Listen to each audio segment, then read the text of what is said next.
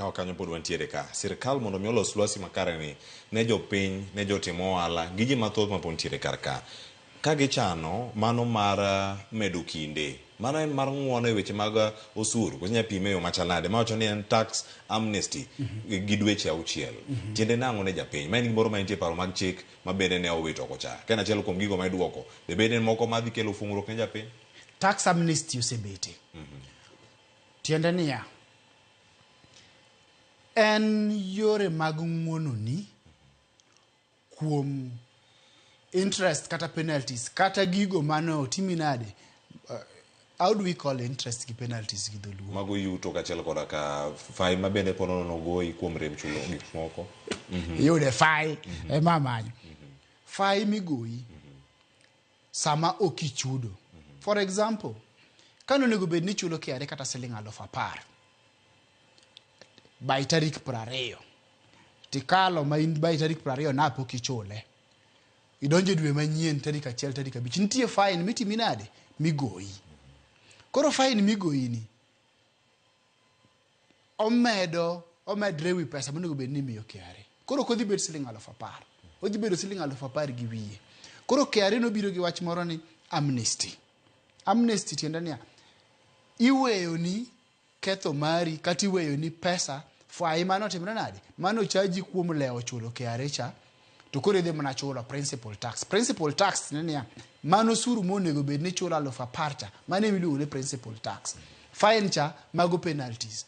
Amnesty nitie on the penalties and interests. Kinene fai migoyi ewi ang'owa ewi principal tax. Tiende ni pesa mahie monego bed ni miyo sirkal. Osuru mahie monego bed ni miyo sirkal. Koro iyudo ka ne gimiyo wago nyaka around December last year. To ne giwacho ni from company duto mane nigi fwai nyaka December 31st 2022.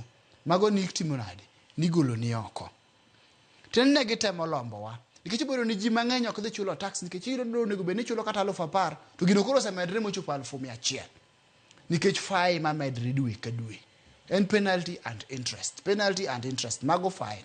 Ka ok a complicate ngima japiny. Koro iyudo nego bed ni chulo 10,000 to gino medre odhi bedo 100,000. Koro bende gima wacho ni tax evasion cha.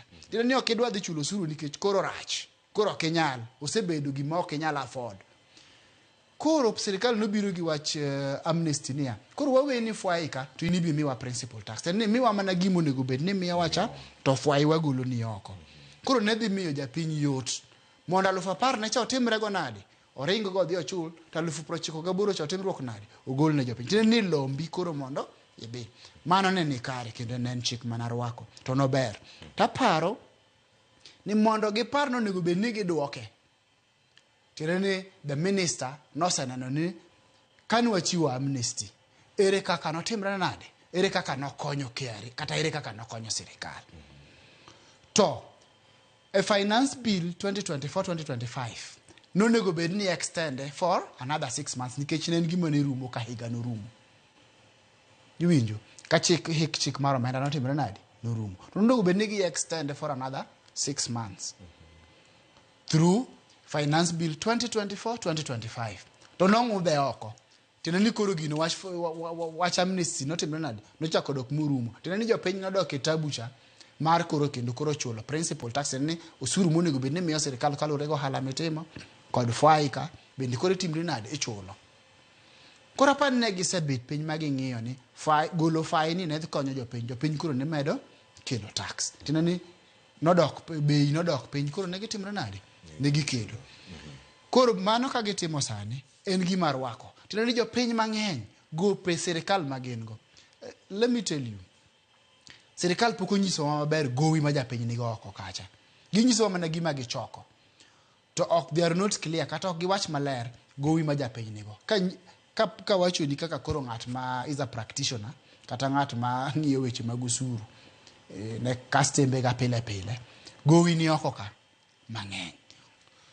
To en gowi plus fwai miwinjogo. En fwai gi principal tax kata osuru monego bed ni gichulo. To pek bete ka koro fwai be koro medre malo kata mana osuru monego bed ni chulo. En gima warwako ni ka ginyalo kelo amnesty no kendo through the new finance the proposals magidwa timo e bura, bills magidwa kelo e od bura, gikel mano dhi konyogi nikech japiny dhi gonyre ne japiny, to japiny dhi kelo gowi magen kocha kweli tiende sorry for that. Tiende niya, adwa miyi example mar tap mar pi, freji mar pi. Ka pi wuok to nitie gimoro modhi modino kama pi wuok go, ta in ibet kanyo ni koro ni pod irito pi mondo otimre nadi, mondo owuogi. Pi ok dhi biro, nyaka itimri nadi, kigolo gicha to pi gicha koro bro chakre nadi, bro o e yo makare. Mano e gima timre. Erokamano ahinya.